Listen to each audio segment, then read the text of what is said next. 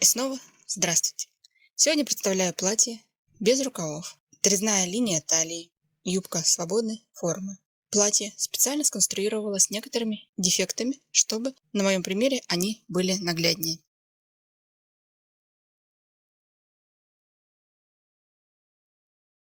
Дефект номер один – это свобода облегания, максимально переведенная в пройму, как в базовом изделии. Но в изделии с рукавами очевидно, что вся ширина максимально до 80% переводится для ширины рукава. В платье без рукавов, естественно, нужно уменьшать свободу облегания для проймы, распределяя излишек наперед или на спинку. Иначе она слишком отстает от тела, она слишком объемна. В данном платье отрезной юбкой является по сути прямоугольник. Он собран на нитку и просто одной строчкой собран с лифом. Но по спинке объем ширины прямоугольника меньше, чем по переду, а также шов по спинке весь поднят вверх, заложен вверх для того, чтобы по спине рельеф был пологий, прилегающий. По переду все припуски заложены вниз. Получается объемно от талии. Следующим дефектом является перевод выточек плечевых на спинке в горловину и не закрытие их. Горловина достаточно глубокая, выточек осталось немного и всего по 0,7 мм с каждой стороны, но не закрыть их, это означает очень расширить горловину, она отстает от тела. Далее, для того, чтобы носить данное изделие, если с проймой я делать уже ничего не стала, это не так на самом деле заметно, особенно не специалистам, а вот горловина заметна всем. Поэтому я отпорола обтачку на 1,5 см, присборила горловину и обтачку для того, чтобы исправить эту ситуацию. Юбка представляет собой прямоугольник, но там разный баланс переда и спинки по высоте до талии для того, чтобы вертикальные швы были вертикальными, а линия низа спереди и сзади смотрелась горизонтальной. Далее я по-быстрому покажу процесс сборки платья. Начинается все с перевода, конечно же, выкройки на ткань. Стачиваю плечи основного изделия, выкраиваю обтачку, добавляю к ней флизелин. Это необычная ткань, потому использовать обычные ножницы для раскроенной для него не стоит. Они затупятся как об бумагу. Ну, конечно же, для настроения использую найденные на морском берегу плоские, именно плоские камни, которые можно дополнительно декорировать для того, чтобы зимними вечерами поднимать себе настроение.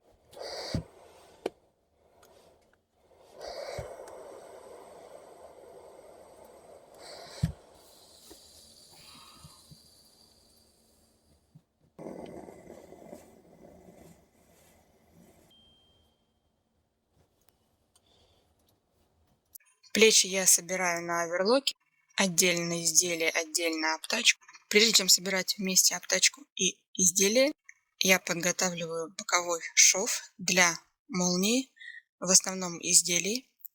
Молния не полностью раскрывает боковой шов, вметывается в подготовленную сверху строчку, конечно, укрепленную флизелином.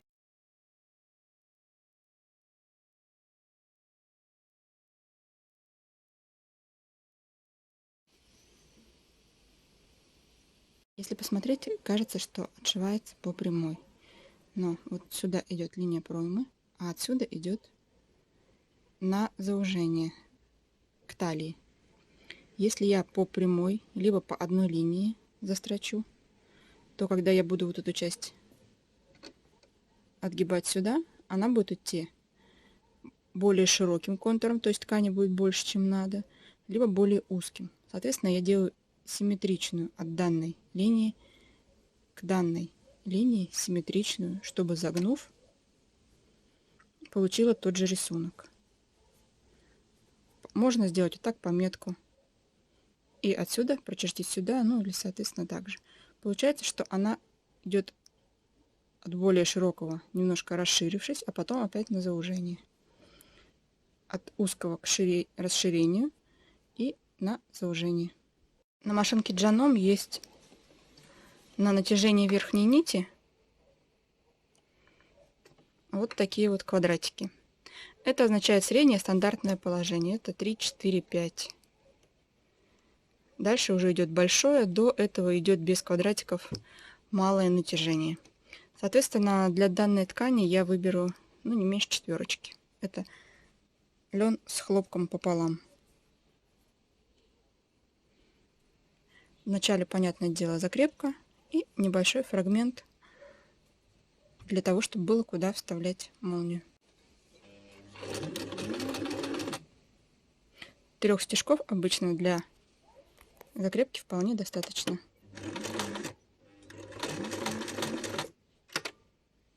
Булавками обычно я не пользуюсь, это для отражения.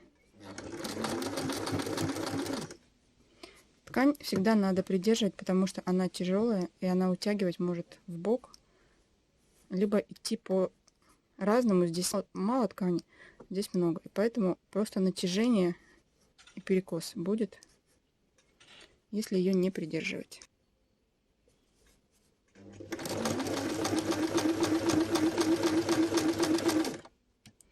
Мне этого вполне достаточно.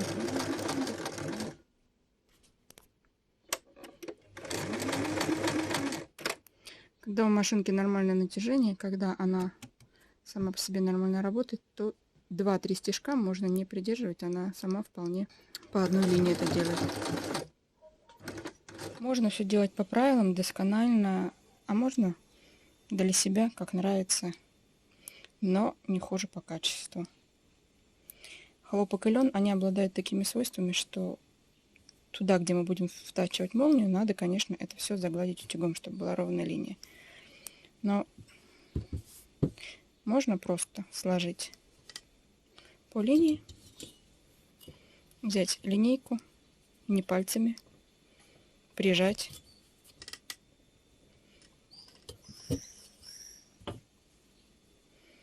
И будет та же линия. Также и со второй стороной. Не тереть, а просто прижать.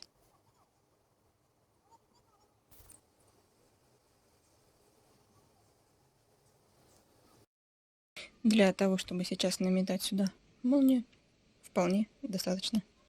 В данном случае я хочу подготовить боковой шов, но у меня еще нет низа юбки. Для того, чтобы ее сделать, мне сначала надо еще выточки закончить. Я думаю, процесса сборки несколько вариантов, но мне хочется сначала сделать обтачку, полностью понять, что у меня с ней все хорошо, потом уже сделать выточки, и только после этого, когда у меня будет полноценный вариант, готовый соотношение ширины переда и спинки, тогда уже собирать юбку на сборку для притачивания уже к низу изделия.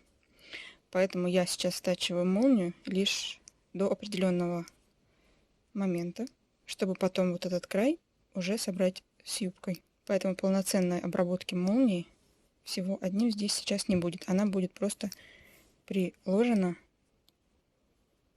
вот к этой части. Конечно же, срезы под молнию надо проклеить, обработать на оверлоке боковые швы. Здесь тоже надо, как вы понимаете, выбирать нить основы. Здесь у нас тянется, создается деформация. Ничего не тянется. Значит, эта линия и есть основа, вдоль которой и нужно выкраивать кромку. Многие уверены и так знают, как пользоваться оверлоком, но для тех, кто только начинает, хочу подсказать. В данном случае это коверлок, то есть распашивальная машина и оверлок вместе, поэтому здесь предполагается использование 2 для оверлока, либо 3 иглы для распашивальной машины. Поэтому обозначений положение игл 4. То есть вот эти зазубрины на лапке — это положение игл. Соответственно, когда вы двигаете ткань, у вас уже понятно, как и куда пойдет направление. На вот этот рычажок NR, вот здесь предполагается наличие вот этого ползунка. Он натягивает нить, которая идет через край для положение шире, уже. Шов шире или уже. В самом начале краешек подрезаю до ширины, потому что игла дальше, нож только здесь. Чтобы сразу игла вставала в нужное положение.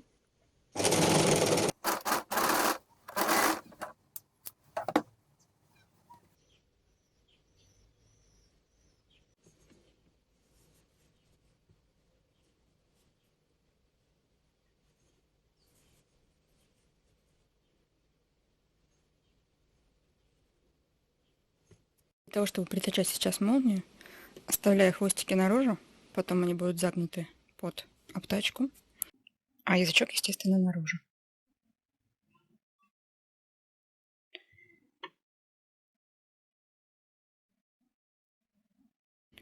Зубчики, половинки, которые притачиваются, в центр кладутся.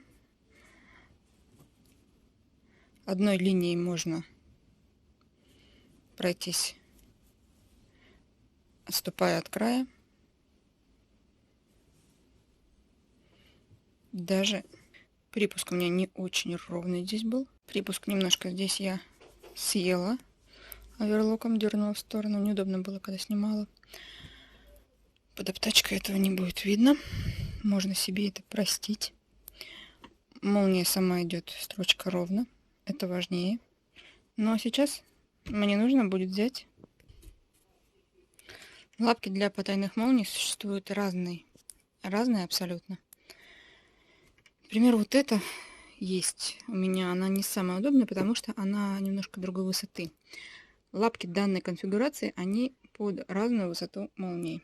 Их желоб, средний разделяющий, отгибающий лапку, он может быть под разную высоты молнии. У меня есть еще другие лапки, но сейчас я отгибаю молнию в загнутом виде. Когда мы отгибаем вот этот желоб, куда должна пройти нить, и потом она отгибается, уже ничего не видно ни с одной стороны. Нитки изнутри. Здесь ничего не видно. И ничего не попадает под молнию. Все удобно и качественно. Вторая линия. Строчка.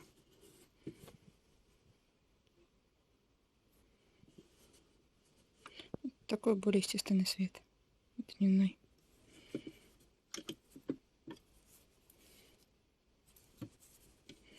Потом это загнется внутрь.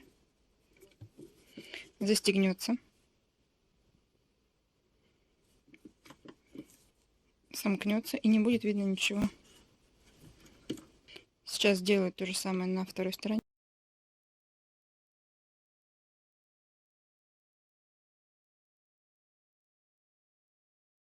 После этого срезы я обрабатываю отдельно на оверлоке, отдельно для основного изделия, отдельно для обтачки. Собираю вместе обе части через горловину. Сначала строчка вокруг горловины, лицом к лицу сложенные изделия с обтачкой. Потом идет отстрочка по внутренней стороне. С лица никаких строчек не будет. Строчка идет через обтачку и оба припуска основного изделия и обтачки. Обратите внимание на то, какая толщина 3 слоев, включая еще и флизелин. Поэтому несколько миллиметров идет на огибание обтачкой всех слоев. Соответственно, чем толще ткань, тем больше надо учитывать данное влияние и, возможно, давать несколько миллиметров на обработку. Развяжу отстрочку по обтачке, включая 2 слоя припусков, и обычно эта лапка, одна из возможных для отстрочки с отслеживанием ровности края, используется как для внешней стороны, когда игла приходится в саму строчку для именно отстрочки, отделки, а белый перемещаемый правый ползунок с загнутым бортиком как раз и нужен для того, чтобы попадать в срез стаченных 2 деталей, фиксируя тем самым положение. Но здесь срез с левой стороны, поэтому я его направляю по внутреннему краю лапки, отверстие, а белым этим элементом я предвосхищаю положение иглы для отстрочки.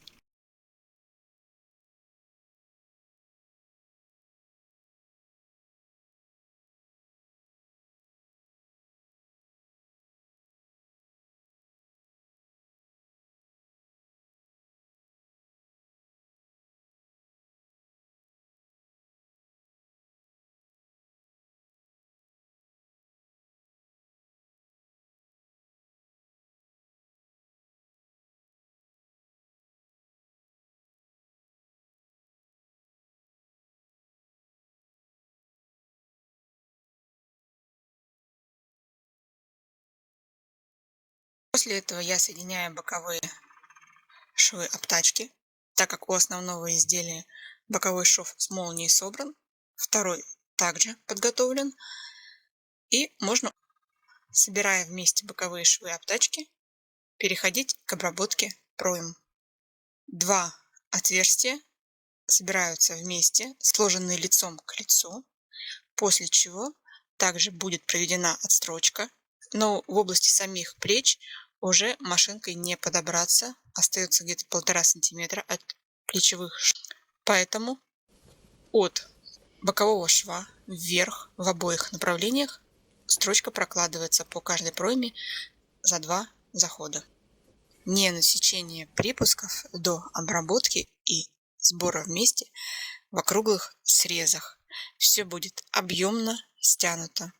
Хочешь не хочешь, приходится это исправлять. После того, как собраны и обработаны проймы, необходимо закрепить обтачку изнутри на некоторых внутренних швах. Во-первых, надо надсечь и убрать лишние слои, в том числе излишнюю длину молнии. И обтачку можно вручную прикрепить к срезу молнии, к выточкам, если они есть изнутри.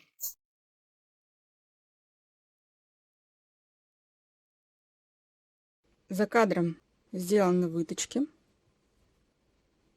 собраны.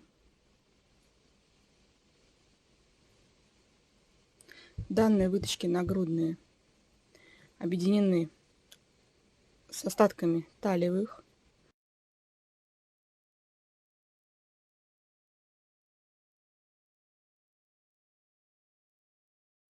Видно, что ни в плечах, ни здесь нагрудных выточек нет. Боковые швы. Получается у меня 2 спереди выточки и по 2 на спинке.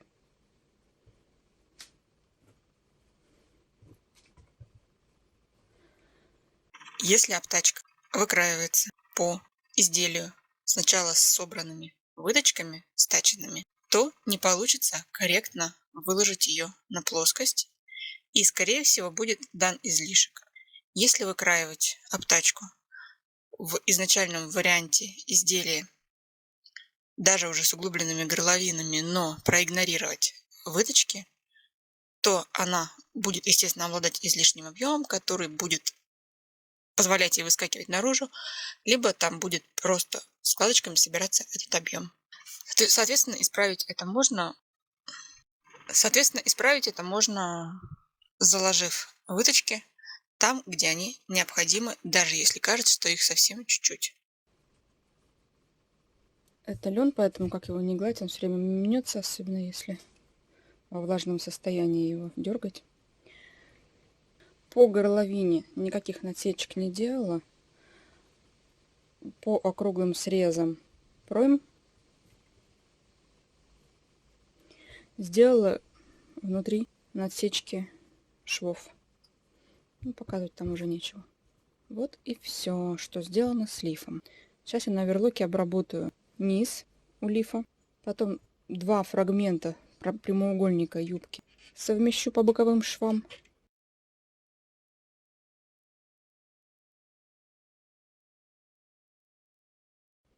Подогну низ. Тут показывать особо нечего.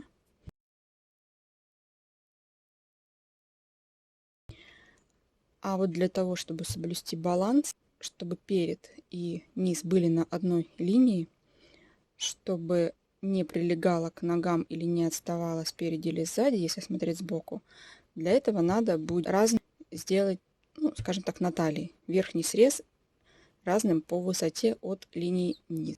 Это покажу. Так что сейчас просто обработаю низ, соберу два фрагмента в одну юбку по боковым швам, подогну низ и остальное уже покажу. Линия талии обрабатывается оверлоком отдельно, для того, чтобы не было общего утолщения шва. Они разные по высоте припуски на лифе у меня и на юбке. Ширина юбки и по спинке и по переду различны для того, чтобы создать объем. Примерно 80 спереди, 60 по спинке. Просто на нулевом натяжении прокладывается строчка и присбаривается до нужной длины. В таком положении фиксируется и притачивается к лифу. Для того, чтобы не уплощать припуск, объемность и не было с лица строчки, я не закрепляю никак припуски в том или ином положении, вверх по спинке, вниз по переду, а достаточно после чистки изделия утюгом закладывать припуски в нужном направлении. От того, что по переду припуски заложены вниз, ткань пытается выгнуться и получается дополнительная объемность. Но по спинке мне данный объем не нужен. Мне нравится подчеркивание по спинке, потому там припуски заложены вверх для более плоского эффекта.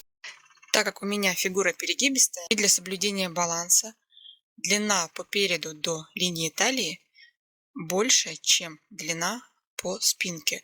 Но несмотря на то, что талия завышенная и отрезная, все равно прямоугольник по переду имеет повышение сбоку, это сантиметр над уровнем по спинке, по переду еще один дополнительный сантиметр. Итого около 2 сантиметров превышения.